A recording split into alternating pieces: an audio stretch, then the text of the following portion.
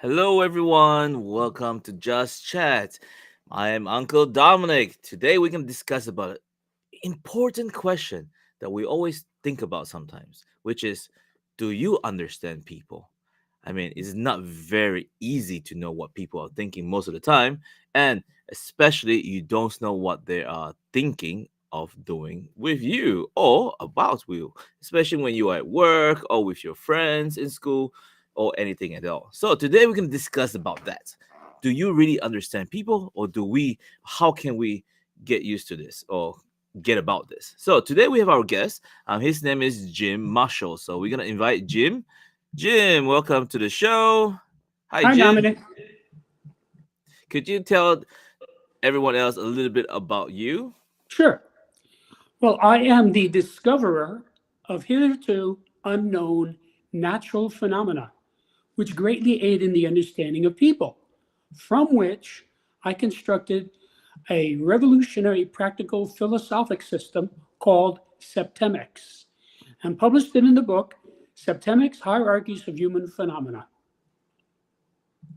Wow, excellent. So you wrote this book, you this phenomenon called septemics, right? Right. So what? How does you come up with the word septemics?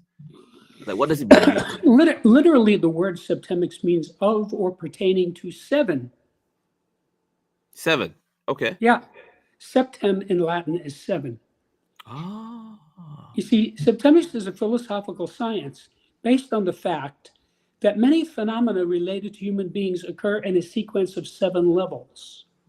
Okay. Okay. Septemics comprises a collection of scales or sequences, each of which breaks down various human phenomena into a hierarchy of seven steps. Okay.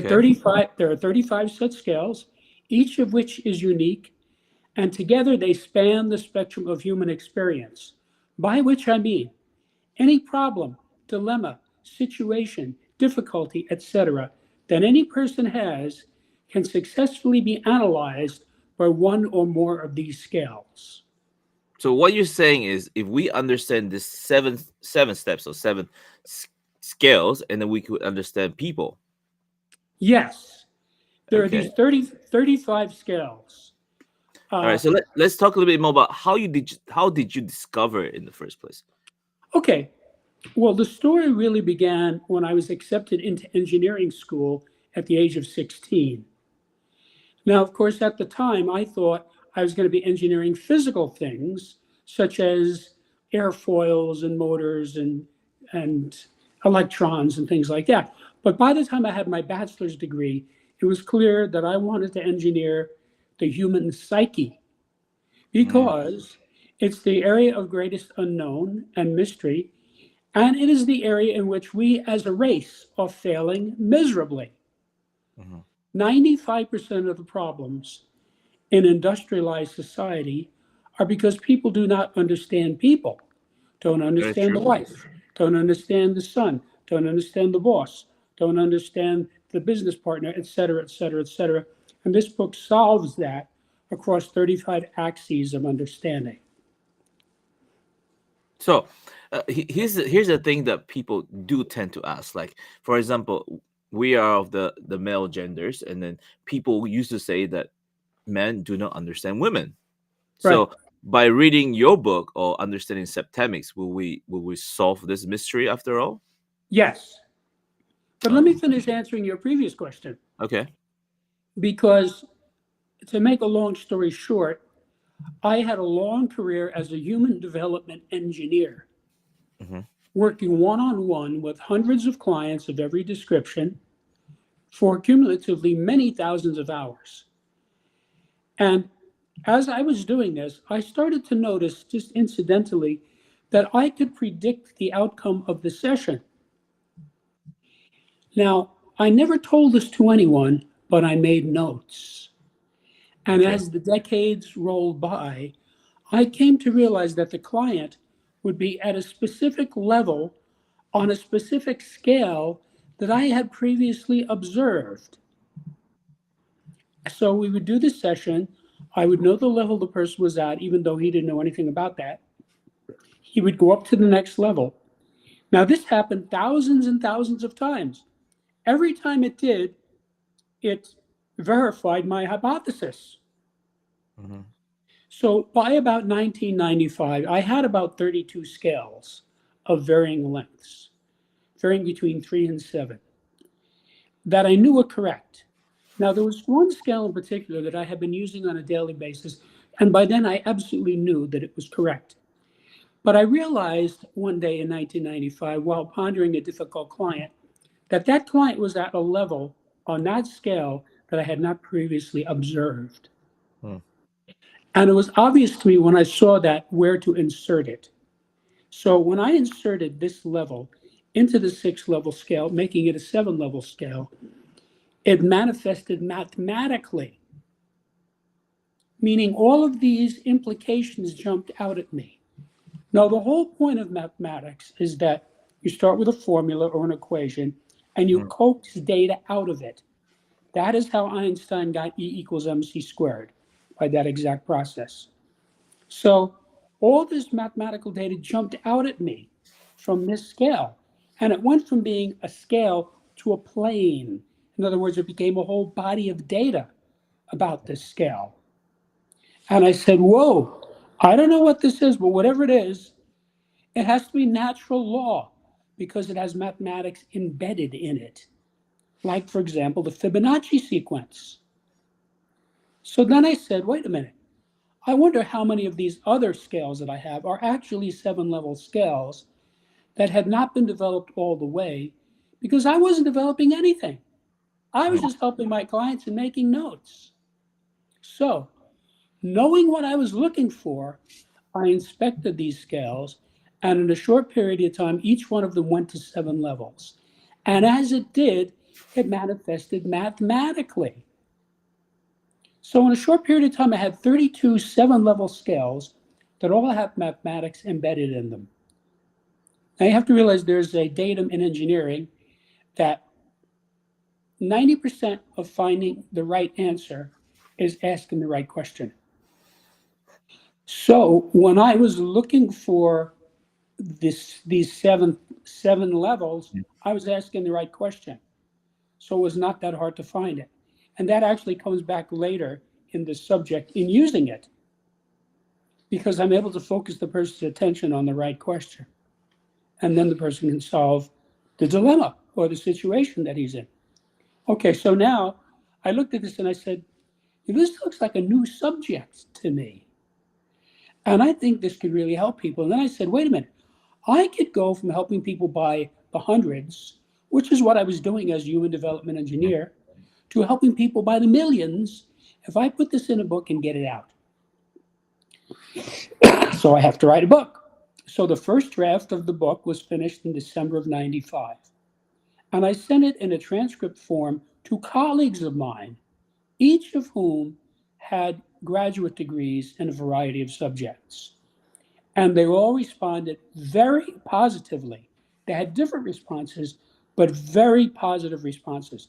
That told me that this was exactly what I thought it was, which was an entirely new subject that Mhm. could really help people. And I spent the next 25 years of my life writing this book.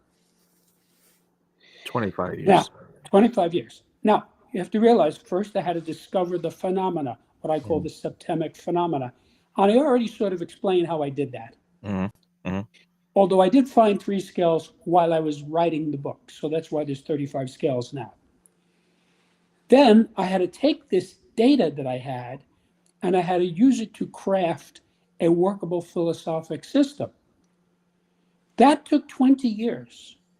You have to understand, as an engineer, I'm only interested in results and facts. To engineering, opinions and beliefs are utterly irrelevant. They're not even considered. Mhm. So, so this is a very high level of function where I had to create a system that worked every time for every person. And I know I succeeded at that because 28 years have gone by of me watching people use this successfully. And it's not that hard to use. Mhm. Now, the next thing was the most time consuming aspect of this was figuring out how to express this in a way that would make sense to the average person. because that was my purpose from the beginning, to help people with this information. That took a lot of work as far as selecting the exact right word. Now you have to realize that simply having the scales themselves is not enough to make a philosophic system. It's just a collection of scales. So I had to develop the information. Now, several people have asked me, what book is your book like? Having gone to school for 28 years and being a well read person, I have to say, in all candor, I don't think there's ever been a book like this before. But each of these 35 scales is expressed in what you might call a spreadsheet or a table. Hmm. So it's a whole body of information about this phenomenon, this specific axis. Uh, and it's very similar to the periodic table of elements, Hmm. except instead of being for matter, it's for the corresponding subject. Now, if you permit me, I'll tell you the names of the 35 scales, and then you will know exactly what subject matter I have broken down into 7 aspects. That would be great. Yeah. Okay, now there are 24 individual scales, meaning they apply primarily to individuals, Hmm. and there are 11 group scales, meaning they apply primarily to groups. So these are the individual scales: the scale of basic purposes, the scale of personal influence, the scale of choice, the scale of permeation, the scale of thought, the scale of identity, the scale of evaluation, the scale of motivation, the scale of control, the scale of stopping, the scale of scholarship, the scale of literacy, the scale of human ability, the scale of memory, the scale of spiritual identity, the scale of mental deletion, the scale of aberration, the scale of physical fitness, the scale of justification, the scale of belief, the scale of equanimity, the scale of attack, the scale of conflict, and the scale of reaction. And these are the group scales: the scale of relationships, the scale of life spheres, the scale of government, the scale of civilization, the scale of survival, the scale of management, the scale of exchange, the scale of communication, the scale of allegiance, the scale of sexuality, and the scale of politics. Any one of these 35 scales by itself could dramatically improve the life of the reader. And together, it's revolutionary Hmm. in terms of helping you to understand people. Because you have to understand, every person is at some level on every scale. Now, of course, you could ignore this information, which is what people have been doing for 6,000 years. But now that it exists, it's much smarter to take advantage of it. Think of it this way: when you take your car out on the road, there's all kinds of signage. There's dotted lines, double yellow lines, stop signs, no left turn, no U turn, right? There's all this signage. And you have to obey these. If you don't, you're going to get into big trouble eventually. You could kill somebody, you could crash your car, you could have your license taken away, and so forth. That is what this book is like. This book tells you where the edge of the road is, and it tells you with precision how people are going to behave in a specific context. So let me give you an example about this. Okay. Let's say you have a friend who's having romance problems, Hmm. right? Common problem. And you want to help this friend just because he's your friend. And Hmm. he's been complaining to you about this for 6 months.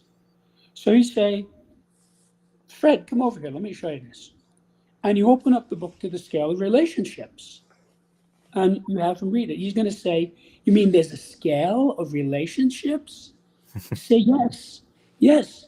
This relationship that you've been complaining to me about for 6 months, where is it on this scale? He's going to want to know that because he's having trouble. And Hmm. you just opened a door for him. So he looks at it. And what's going to happen is, in a matter of seconds, he will find a bracket, meaning he will say, well, I can see right away, definitely 1, 2, 3, and 4 don't apply because we're having a lot of trouble. See, he already threw out 4, so he's got it down to 3. This is in seconds, 20 seconds, 15 seconds. Then you say to him, okay, let's see if you can get this exactly so you really understand what's going on here. And all you have to do is read the text and it explains it. So he reads the text. You might want to help him with that, as a tutor would. And then he comes back and he looks at it. And now he'll say, well, now, he knows what this relationship is because he's been living with it for a long time. And he looks at this and he says, well, I can see now we're at level 5. That's not so good. No wonder we're having trouble.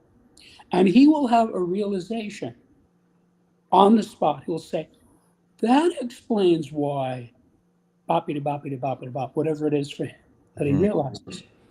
The fact that he has a realization confirms that he found the correct level. Because one of the axioms of the subject is that every time you find a correct level, whether it's your level or another person's level, you have a realization. You say, I see what's going on here. Joe is just like my father. That's why I'm having trouble with him. Whatever it is. So now the person has some insight into this. Now, then you can say to them, okay, let's try to move you up to the next level. And in this hypothetical case, it's going from 5 to 4. Excuse me. Mhm. And he will be able to do that. Now, if he's at level 5, if he tries to move to level 1, 2, or 3, he will fail because there's too steep a gradient. But if he tries to move to level 4, he will get there. Now, how long that takes, what he has to do, etc. These are wild variables because every person is unique and every situation is unique. But knowing what your target is, that is asking the right question. You see? So you're 90% there when you know the right level and you know the next level above. So Mhm. you focus on the next level and you will get there. Now, some scales you can change more easily or more quickly than others because remember, each scale is unique. Some scales, it takes a very long time to change the levels, but most of them it doesn't. And we can talk about that later on. So that's where this came from. That's sort of how it works. So Wait. you have to realize when you look at the names of the 35 scales, I pretty much covered human experience, especially when you actually look at the scales and see what the names of the levels are. Mhm. Uh, Now, as far as using this, this is very user friendly. I started school at the age of 3 and have been involved in education one way or another my entire life. Mhm. So I know a lot about how to communicate things to people. I have a lot of experience as a personal tutor in multiple subjects. So I have the idea of how to express things in a way that people are going to get. So what happened was I released the first transcript of this, which I told you in December of 95. And then I got feedback. I rewrote it. I released it again. I would send it to colleagues and students and so forth. Mhm. And I would get feedback and I would rewrite it. And that went on for 25 years until I saw that it had a foolproof system that made sense for anyone who could read English reasonably well and worked for anyone who wanted to improve himself or others. Now, you might say, well, everyone wants to improve himself or others, and I'm sorry, that's not true. There are many people who have no interest in improving themselves or others. This would include psychopaths, sociopaths, narcissists, corrupt politicians, war criminals, serial murderers, professional criminals, and so forth. Mhm. Those people are not interested in improving you or anybody else. They're interested in cleaning out your bank account and stealing your wife. Okay? So it doesn't apply to them, which is actually good because they're not going to benefit from this book. If you gave this book to a professional criminal, number one, he wouldn't read it. If he did read it, he wouldn't understand it. And if he did understand it, he wouldn't use it because it's completely contrary to his way of life. This is about helping yourself to become a better person, smarter, more capable, and the same thing for others. So when I say help oneself or others, you could use it both ways. So let's say you have somebody who has 180 IQ. He's got $1 billion in the bank.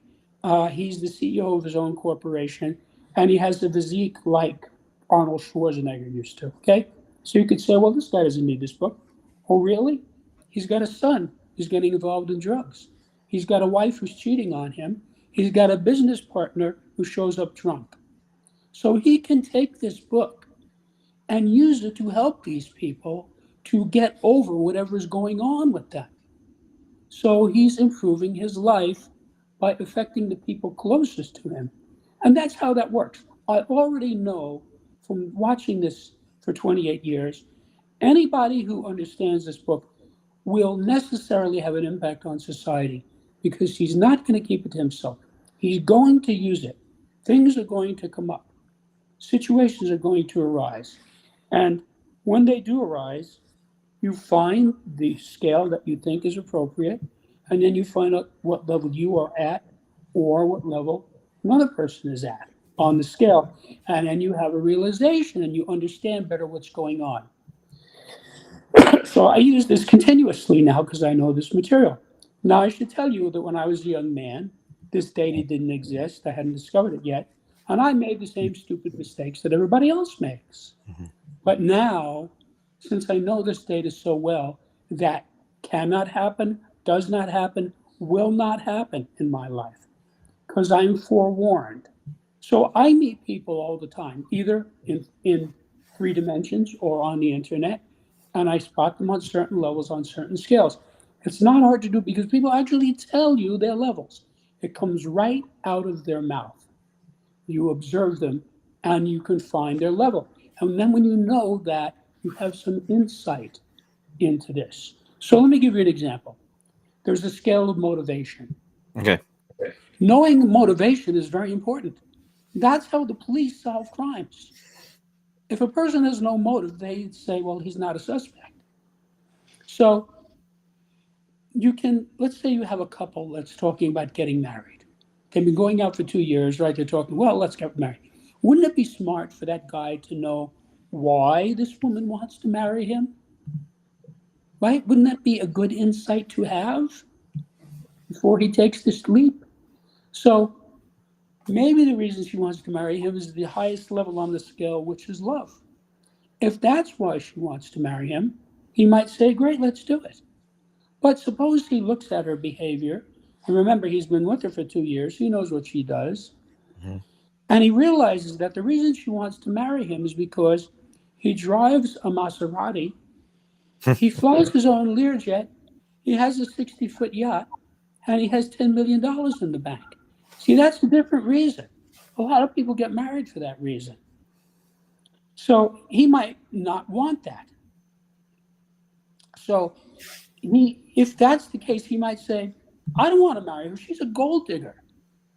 And he'll break off the relationship. Now, you might think that that's going to make him unhappy.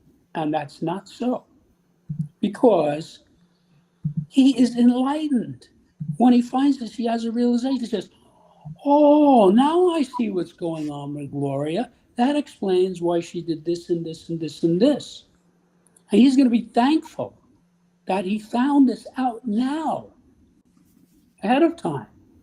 See, so again, that goes back to when you find the correct level, you always have a realization and you're happy with it.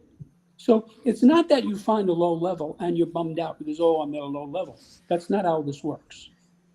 So that's an example of how to use this. Now, just so you know, this is very personal. There's no judgment in this. I'm not saying this is right or this is wrong. Each person decides what he wants to do. Now, there might be another guy who's happy to marry this person. You may have noticed there's a lot of elderly, rich, unattractive men married to beautiful young women. Well, how does that happen? I'll tell you how it happens. The guy gives the 23-year-old beauty queen a mink coat, a diamond ring, a pearl necklace, a Corvette, and a credit card. She's happy. What's the complaint? He's happy because he has a 23-year-old beauty queen for a wife. So to this guy, it's perfectly okay. He doesn't care if she's a gold digger. Oh, you want to go to Las Vegas for the weekend? Here's $5,000. Have a good time.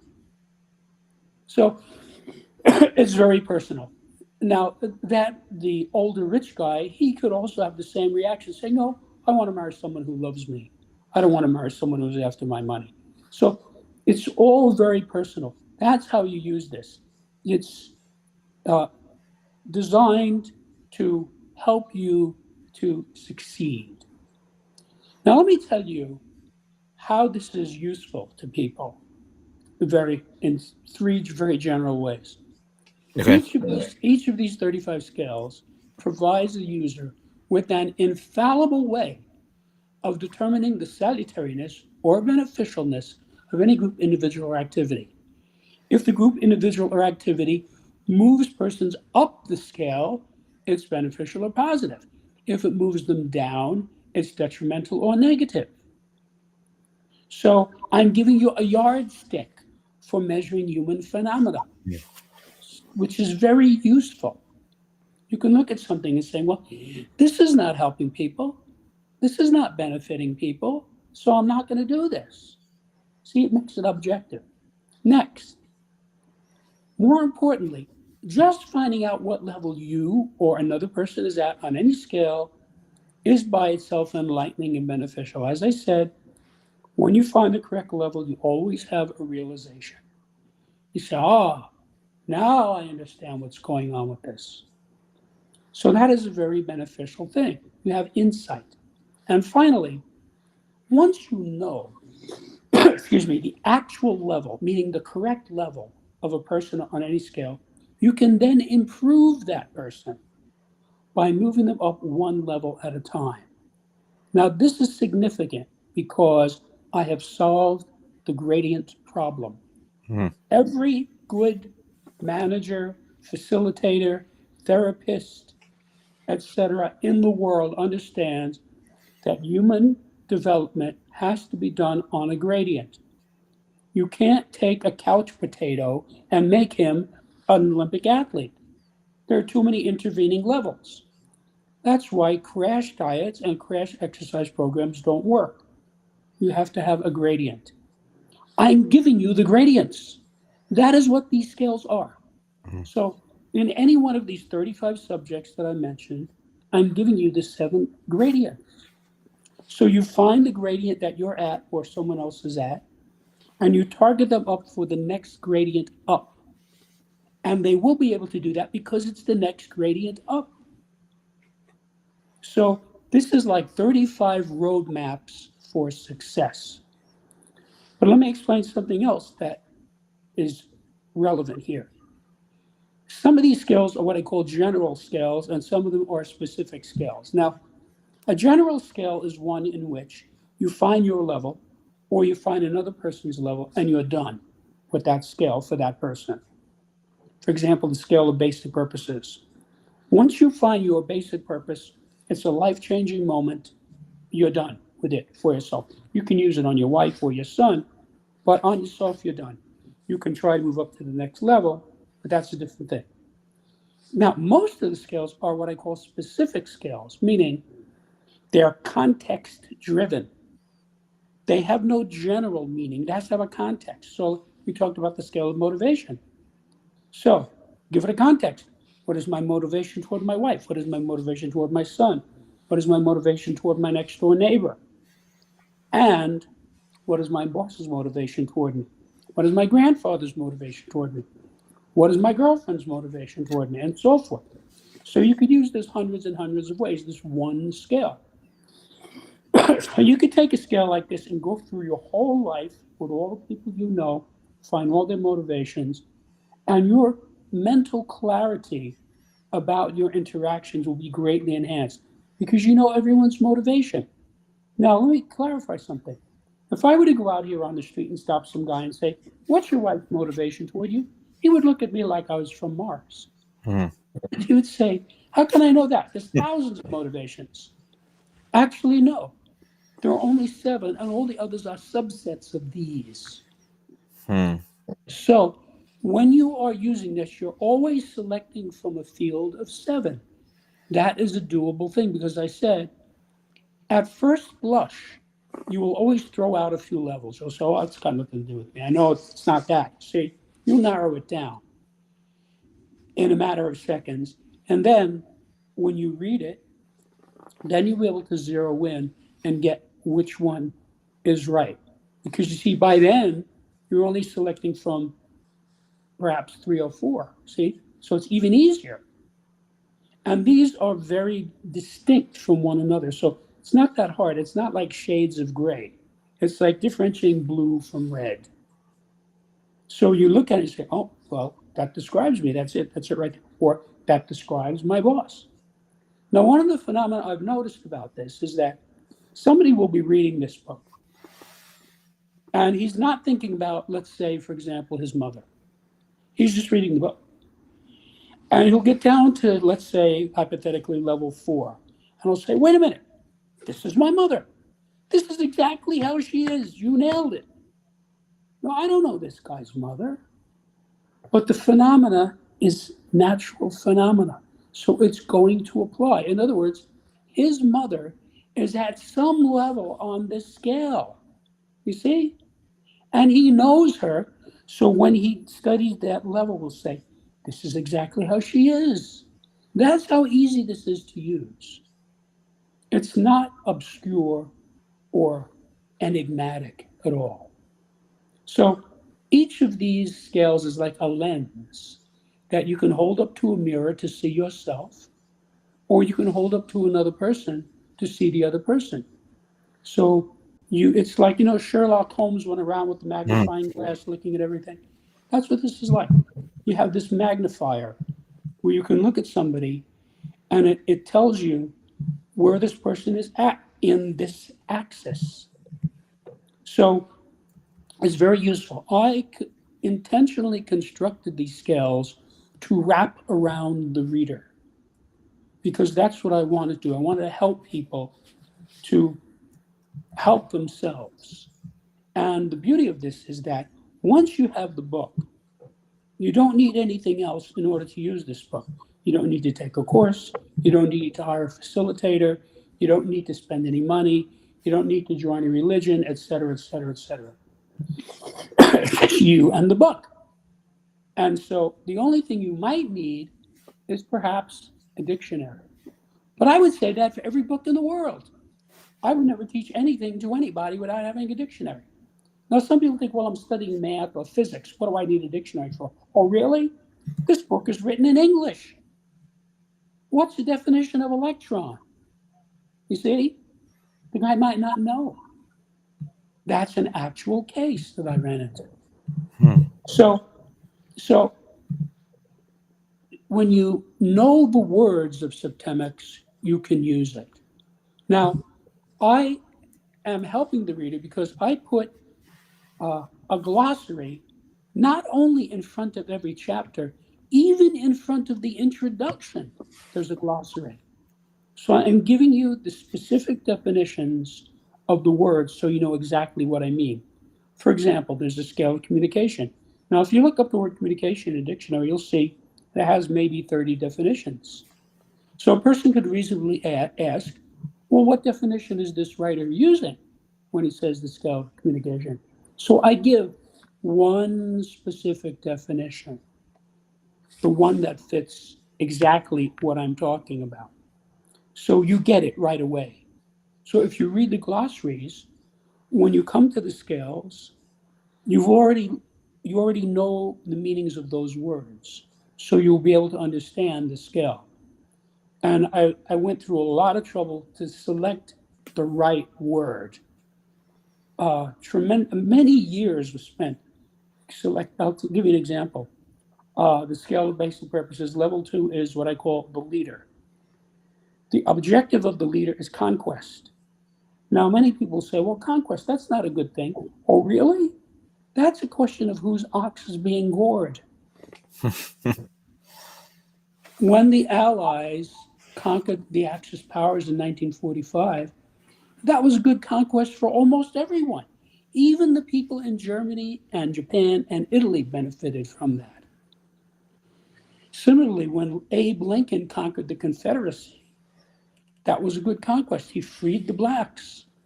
He ended slavery. So that was a good conquest. And you have to realize he had all these people around him who did not have that as a basic purpose. So he had a lot of trouble getting people to help him. And the war did not go well, Civil War, for a while until he found an obscure general named Grant and his friend Sherman. Those are the two generals who won the war for him because they were willing to fight. So that was a good conquest. So also, it's relative. So some people will look at one conquest and say it's good, and other people say it's not, and that's a matter of opinion. But anyway, that is the word that I settled on after years and years of trying to say, what is it that the leader is trying to do? So Abe Lincoln is a leader. Martin Luther King was a leader. Different type of conquest, but they were both successful. They both had a positive impact. So that's an example of what I mean, Hmm. getting the word exactly right. Now, I can tell you axiomatically, I know these scales are correct. That's why I spent 25 years working on this to get it right. Now, you can quibble with the wording that I used, which is why I just talked about that. Because writing is an art. Okay, so it's very different from engineering. But whether it's Newton citing the three laws of motion, or writing his Principia, which taught calculus to the world, or Einstein explaining the theory of relativity, you have to select some words to explain it. So you could argue, okay, maybe you should have used this word or that word, but I know the scales are correct because I've been using them for more than 25 years. Even before I wrote the book, I was seeing this data, as I said, in the sessions.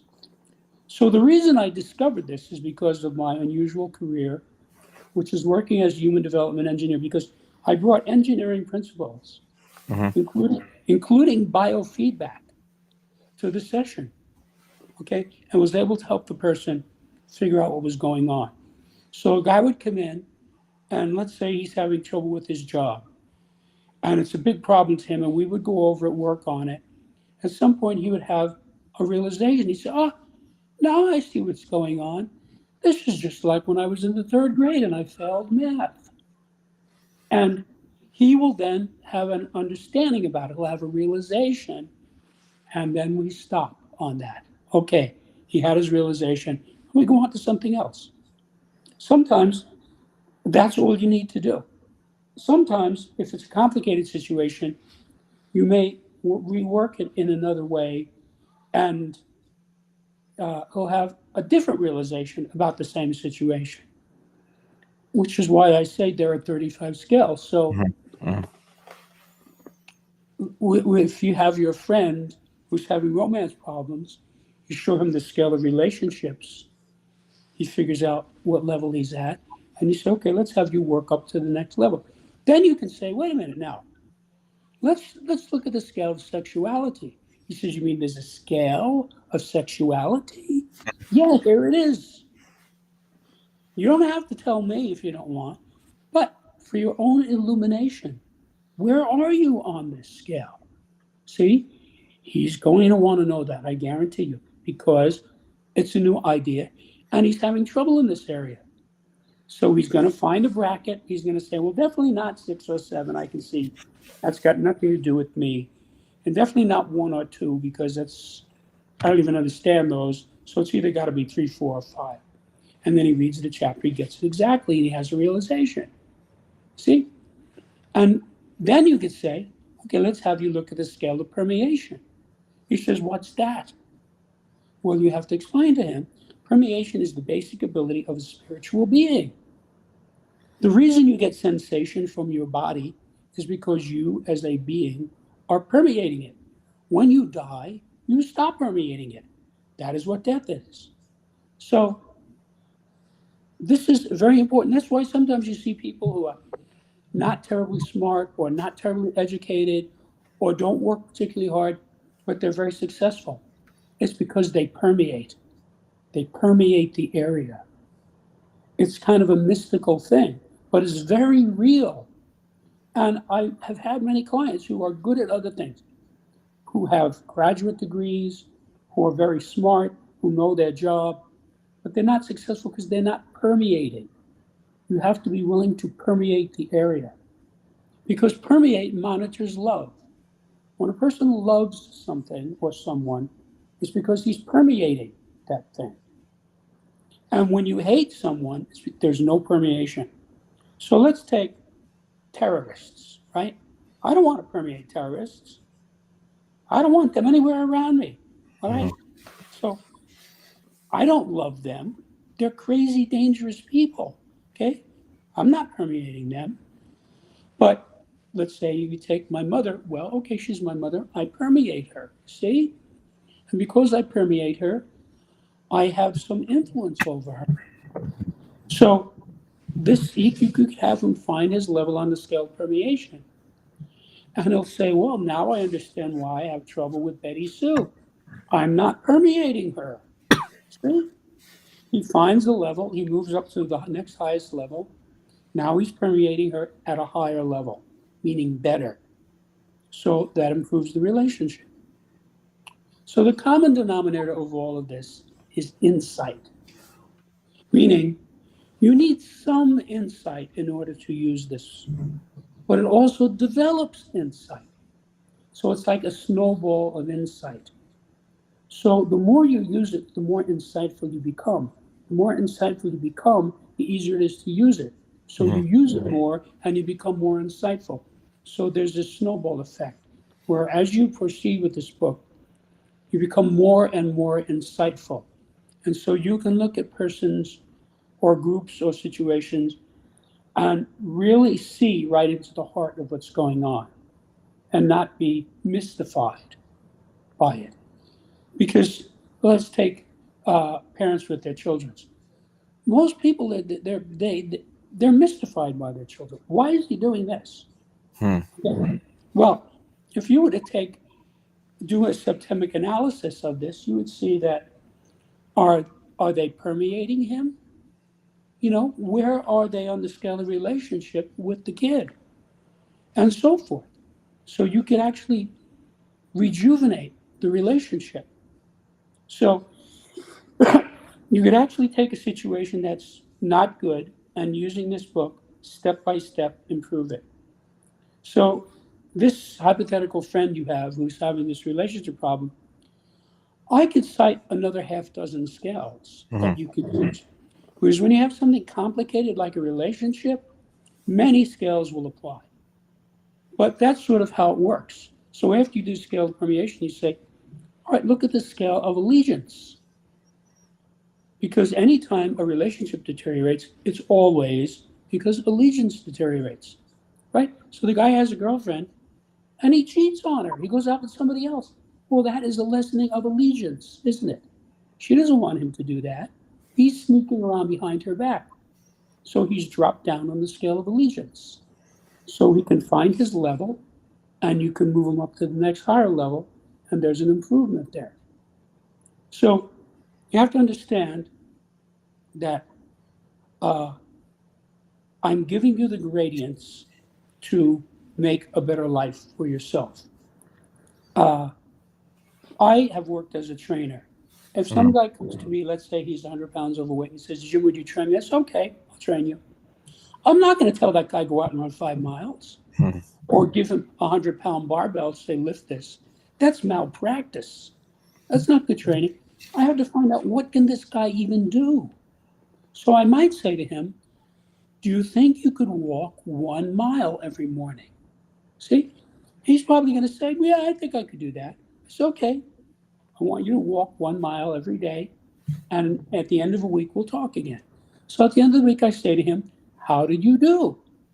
If he says to me, this is tough, I'm going to say, okay, just keep doing it.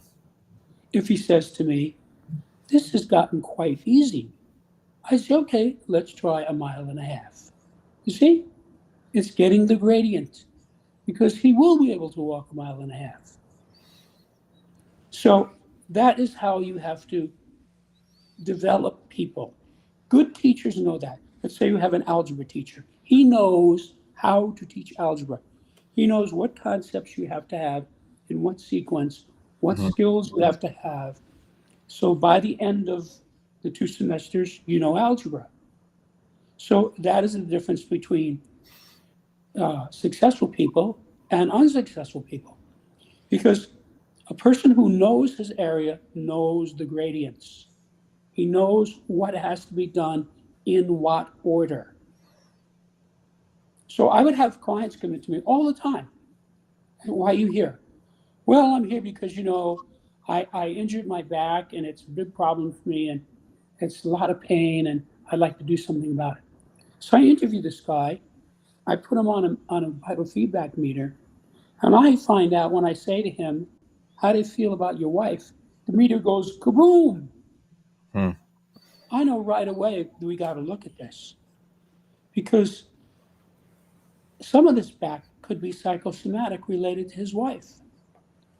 So we would take up, I would say, okay, now I understand you want to fix your back. We're going to do that. But tell me about your wife, right? And guaranteed there's going to be something he's going to say, well, we almost got a divorce a year ago.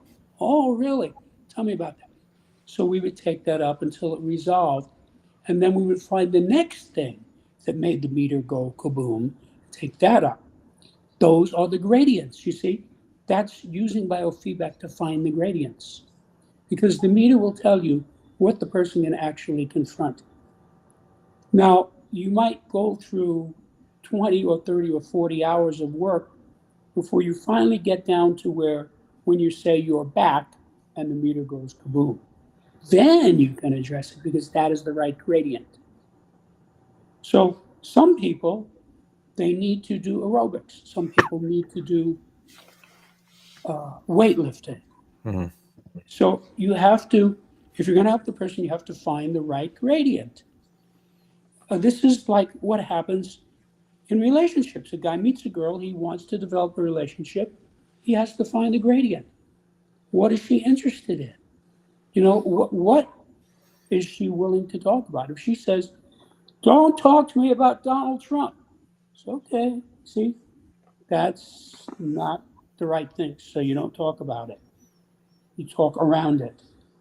So that's what this book gives you. It gives you the gradients. So whatever's going on in your life, you find the scale you think will resolve it. You find your level on it, or it could be another person's level if it's their situation. And then you move the person up one level. And then you can go to another scale. So this becomes a very efficacious system for improving your life. And that's what this is about. There's so much information to take in here. Um, you pretty much answer all my questions. Like I haven't even asked it, but it's so beneficial in a lot of things. Like for example, as a teacher, as an educator, right? I can see so much uses to this book, and I definitely want to gonna go get one now. But Right. here's the question that I have that I've been thinking about because it's sound like a cheat code for people out there who play games, gamers. It sounds like a cheat code to beating the game. Oh, now if I get to use this, like you mentioned that people get this very often. It's not judging people, but more like put understanding how people react to certain things. And once we Right. put all this information that we can get out of your book and that we memorize them or we we know them by heart, and then how does it reflect on how we view the world? Like if there's too much information, maybe sometimes we view it very negatively. Like I kind of don't want to have any more social life at all because of so many people around me that is like that. There's probably negative impact on this as well. And so that's what I want to ask. If I were to Okay. get this book and I get all this information, would that change the way I see life in general? Like, would it be, well, we're wanting it to be better, of course, but would it be negatively as well? No, there's no negative in this, and I'll tell you why. As I said earlier, every time you find a correct level, whether it's of yourself or another person, you have a realization. Mm, Right? Let's say your mother in law, you don't get along with your mother in law. So you look at the scale of choice, right? And you find that she's at level 5. That's a very low level. Once you know the scale, it's not ambiguous. You can say, yeah, this is exactly. So you understand her. Mm. You understand her. And so your relationship is better because you know what you're dealing with. So it does affect your life, but it has a plus and a minus in the sense that it helps you to spot upscale people who you want around you and downscale people who you don't want around you. Now, as Okay. far as the downscale people, I can absolutely guarantee that this book will prevent catastrophes, dilemmas, bankruptcies, divorces, fistfights, indictments, and all kinds of other bad things because you are forewarned. Mm. You know what you're dealing with. Like I meet people all the time. Sometimes it could be on the internet, it could be in real life. And I see this guy as at a low level on a certain scale. I know exactly who he is. I'm not going to mess with it. I say, thank you very much. Have a nice day. Goodbye. Mm. And I move on. See, I just saved myself a train wreck because I know what this guy is. And the opposite, like I met somebody some years ago who I could see, oh, this is an upscale person. I could see that on this scale, and this scale, and this scale, this person is very high on these scales. Mm. And this person will be a benefit to me. And so I went out of my way to keep that person in my life. And it has been very beneficial. Now, she's not very high on every scale, so I sort of know to tiptoe around those, you see? So this gives you really an understanding of people. So Mm. let me put it this way. Let's say you invited me to your house to see your garden. I don't even know if you have a garden, but if you do, you might say, Jim, come over and look at my garden. Okay. So I look at your garden and I say, oh, Dominic has roses, tulips, hydrangeas, peonies, carnations, chrysanthemums, because I know flowers. Now, if you bring some 5-year-old kid, he's not going to do that. He's just going to say, oh, these are pretty and they smell nice. That's Mm. all he knows. Mm. Most people are like that little kid as Mm. regards human beings. They don't know what they're dealing with, which is why they get totally fooled, which is why we routinely elect idiots to run our governments because we don't understand them. Let me tell you a story. Some years ago, Barack Obama was a senator in the United States. He was a senator for 2 years, and then he said, I'm running for president. Well, most of us had no idea who he was. He had only been in the Senate for 2 years. Now, the people from Illinois knew who he was because they elected him to the Senate. Mm. But the rest of us in the other 49 states, most of us had no idea who this guy was who had this funny name. So I said, well, I better find out about this guy because he's running for president. So I conducted a study of him. I did a septemic analysis. I listened to his speeches. I watched how he behaved. And between observing him and listening to him, I was able to spot his basic purpose. Now, what could be more important than knowing someone's basic purpose? It's what the person is trying to do Mm. all the time. And that informed me about whether or not I wanted to vote for him. Mm. Now, I hasten to add, I urge everyone never divulge the level of any living person on any scale. It's counterproductive and it's unethical. Number one, people don't want to be evaluated. You know, the wife goes to the husband and says, you know, you should blah, blah, blah, blah, blah, and that's what's wrong with you is this. He doesn't want to hear that, right? He's just getting irritated at that. So what she should do is say, look at this book, okay? Look at the scale of management. What does this tell you about your business? He'll say, you mean there's a scale of management? Yes. How does this help you with your business? He looks, oh, yeah, I can see. You see? And he'll have a realization. So instead of getting him irritated, you're helping him. The other thing is it's Mm. unethical. It's unethical to tell people their levels. It's It's definitely you because could nobody wants to know like that's how you label them at all. So yeah. that's right, and it doesn't matter if it's negative or positive. Mm, It really doesn't matter.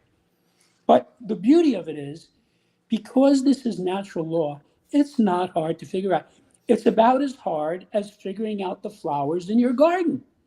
You hmm, know, you could go on, get a book or go on the internet and study about flowers. Oh, this is what violets look like.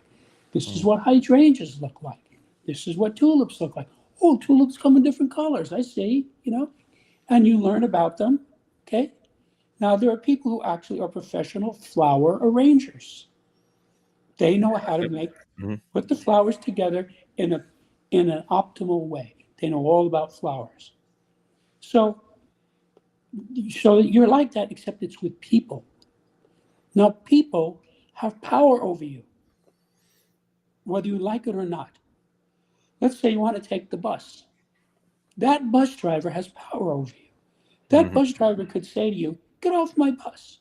I'm not letting you on my bus." See? You don't want that.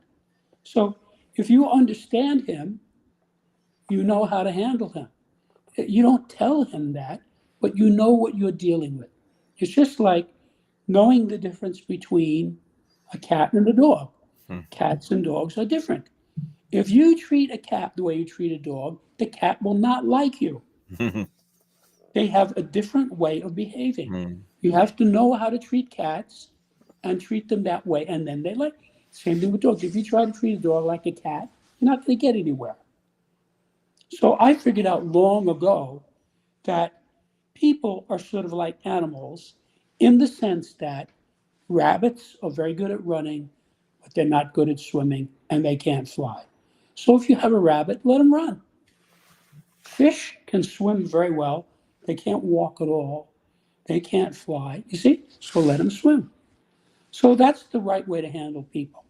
Hmm. So the fact that a person is low on a certain scale might not necessarily deter you from using him. And I'll give you an example. Let's say you own a car dealership and you need another salesman. So you're talking to this guy, and you can hear in what he says that he is a money motivated person. Why we talked about this before.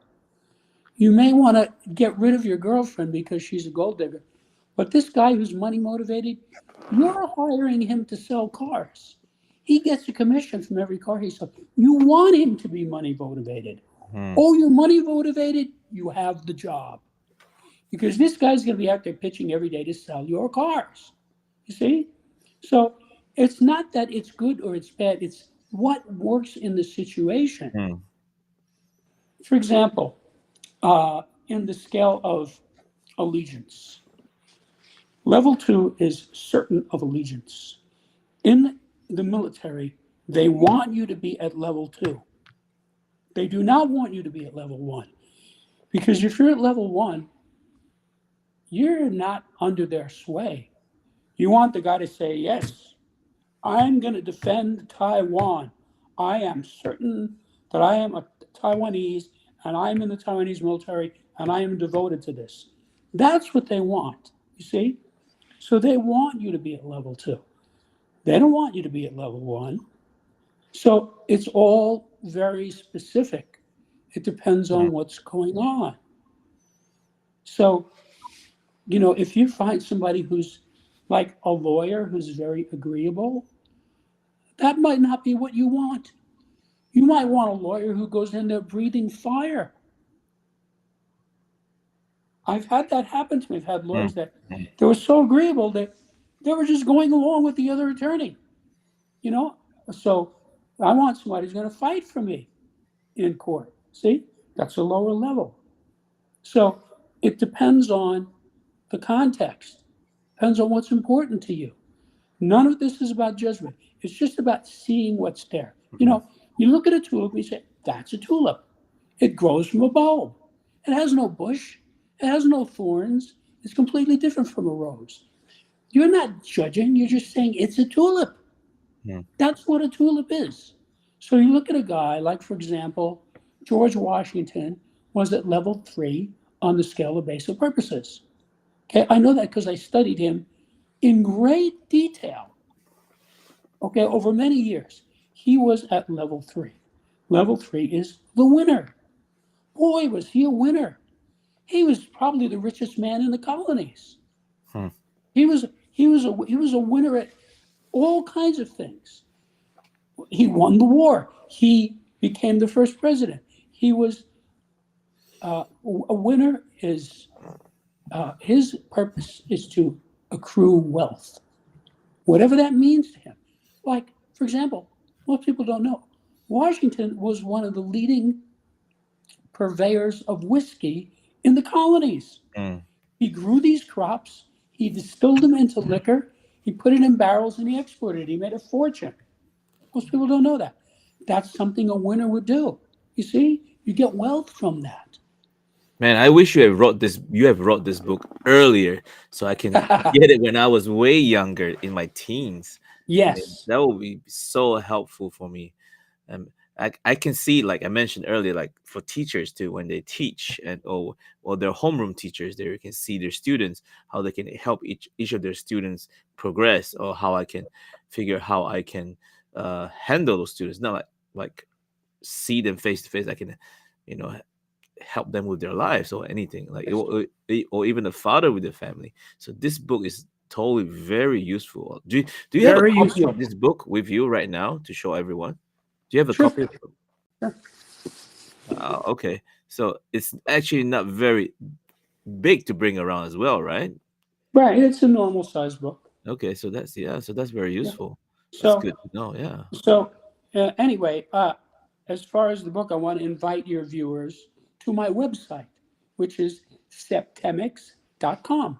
Mm-hmm. Septemics, where you can see what many readers have said, what many journalists have written, what the reviews are. You can read sections of the book itself, and you can listen to, if you're interested, a 15-minute introduction to Septemics, which explains it to a new person. By the time you do all that, you're probably going to want to buy the book. It's available in hardbound, softbound, and ebook. Of course, the ebook is very inexpensive, like all ebooks. Mm-hmm. So it doesn't cost a lot to get into this. And once you get into it, as I said, you don't need anything else. It's just like whatever you invest in the book, that's it.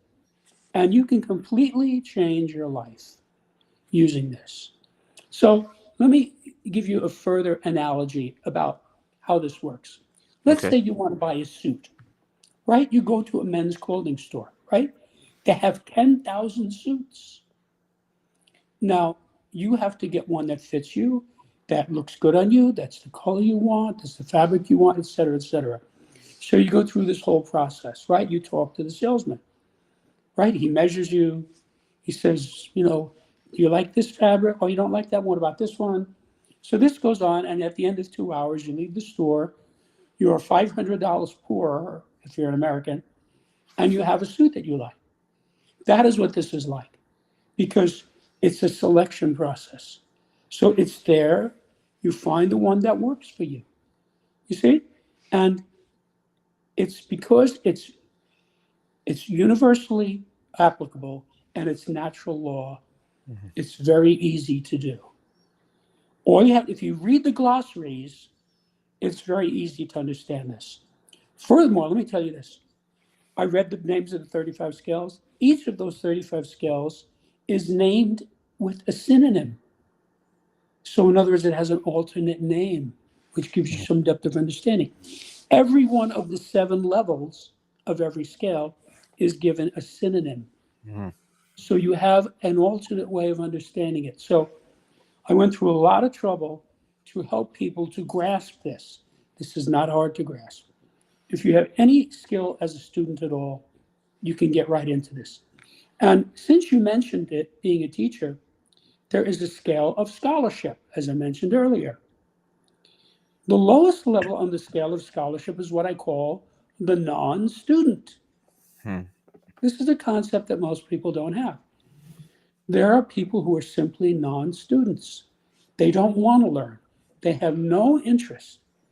So, why is he in the classroom? Maybe he's in the classroom because the parents are forcing him. Maybe he's in the classroom because he wants to meet girls. Maybe he's in the classroom because the truant officer forced him into it.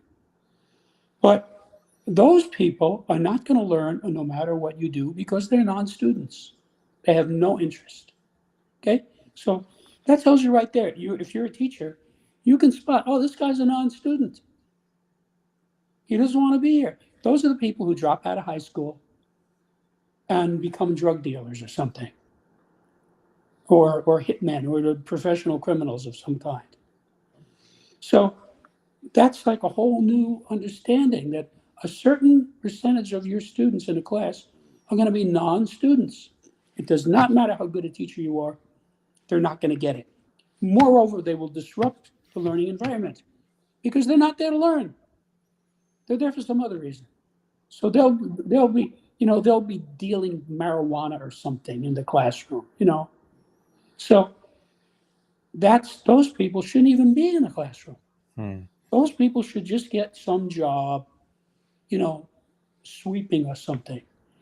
And because later on, they might change their mind and say, this stinks. I'm going to go back to school. There's actually a famous person uh, who, I don't want to mention his name, very famous writer who dropped out of high school. This was not a stupid person. So now he's got no high school diploma. He's got this menial job. And he was very poor. And after a while, he said, this is dopey. I made a mistake. And he went back. He got his high school diploma. And then he went on. Eventually, he became a doctor. Mhm. He had a doctorate in economics and became a world famous writer. So that's an example of a person who was a non student. He just didn't want to be there. And he, by having a menial job, it straightened him out. He said, this is ridiculous. I can't support myself. I better Mhm. go back to school. See, then he was motivated. So that's just an example. If you look at the scale of scholarship, you'll Yeah. see it's very enlightening. I actually It's know to a lot of tell you, people who dropped out of high school and still very successful in their lives. oh, yeah, And that so, happens. yeah, so, That can yeah. happen. Yeah, I'm not saying that isn't true. I mean, Mhm. my father dropped out of high school, of course, many years ago.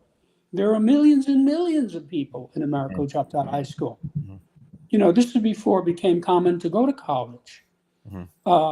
He's been dead a long time now. So, he was very successful. So I'm not saying the person is not going to be successful. I mean, look, Abe Lincoln had at most Mhm. 12 months of teaching, Mhm. of education in his entire life. He still became the best lawyer in his state Mhm. and a brilliant president. Most scholars list him as the number one American president, the best president. And if you read his Gettysburg Address and his second inaugural address, which he wrote himself, we know for a fact because we have the papers on which he wrote it in hand, in Mhm. his own hand, they're brilliant. Very few people could write something that eloquent and effective. He was a brilliant man. So forget about high school. He barely went to any school. Another guy, another guy, uh, Edison. Edison didn't go to school. Mhm. Most people don't know that. His mother taught him reading, writing, and arithmetic. And he had this huge impact on the world, inventing the light bulb and the phonograph and all these other things. So I'm not saying that that's the end of the world. I'm just saying if you're a teacher, if you have a guy there who's a non-student, you should just try to get him out of the class because you're wasting his time and he's going to disrupt your class. Mhm. Those are the people who disrupt the class, the non-students.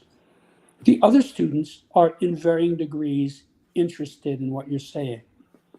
So that's just an example because you mentioned Yeah. that Thank, subject. thank you, Jim. Thank you so much. Yeah. Well, I guess we're really out of time, but there's so much we can talk more and we can discuss more about the book.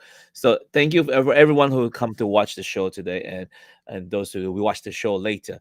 Now I've put his Jim's website, Septemics, on the captions or at the comment section as well. So please look into it and find out more. And he has 15 minutes of explanation what Septemics is. And you can actually get his book on Amazon, and it's easily accessible. Like he mentioned as well, the ebook's so easy. You can get it instantly. Okay. So I want to thank everyone. The topic, do you understand people? We can if we read his books. And at the same time, it will help us to solve a lot of problems. Especially as a teacher myself, I think this book is great. Jim, do you have any last words to everyone out there? Yes, I just want to say in closing that the data in this book are vital for every human being and can help you to achieve your goals faster and easier by explaining what might otherwise seem to be inexplicable or random. Mm. That's it. Thank you, everyone. Thank you, Jim, for coming to the show. Thanks, All Dominic. right. Goodbye, It was a everybody. See you pleasure. guys in the next episode. Bye bye.